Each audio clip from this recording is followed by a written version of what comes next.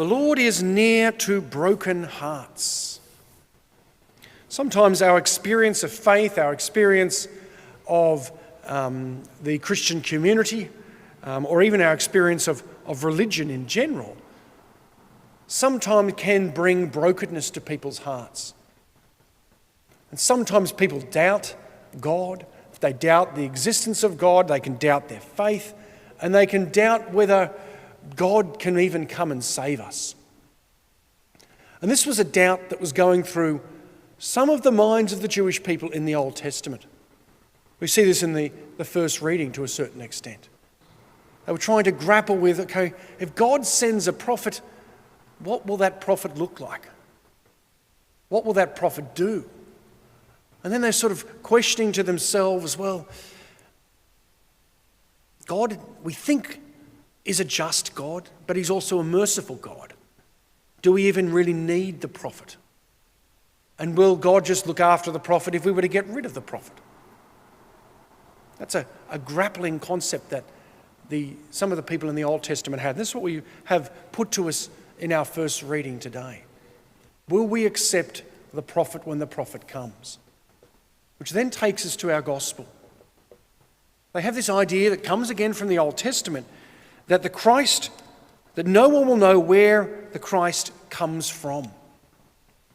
But everybody knew where Jesus came from. He'd been living in Nazareth. He'd been working with Joseph as the carpenter. People knew him. They knew him around Galilee and different places. They said, well, he can't be the Christ because we know where he came from. But one of the interesting things about Jesus Christ is that we understand that he is truly God and truly man. They didn't really understand God or where Jesus Christ as God had come from. He'd come from heaven to be amongst us. They just thought, oh, we know the guy who was in Nazareth. We know him. He can't be the prophet. He can't be the Christ because we know where he comes from. But do we really know Christ? That's the challenge for all of us. How do we know Christ? Do we know Christ because of public opinion? Do we know Christ because it's been taught to us? Or do we know Christ because we are in a relationship? We are friends. That Christ is our God, our Saviour. How do we know Christ?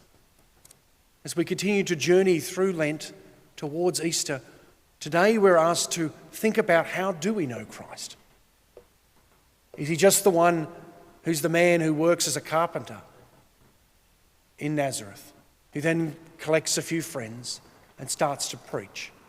Or do we know Christ as our God amongst us, our Saviour, who is our friend, who comes to heal us and to give us hope and to give us new life? The Lord is near to broken hearts.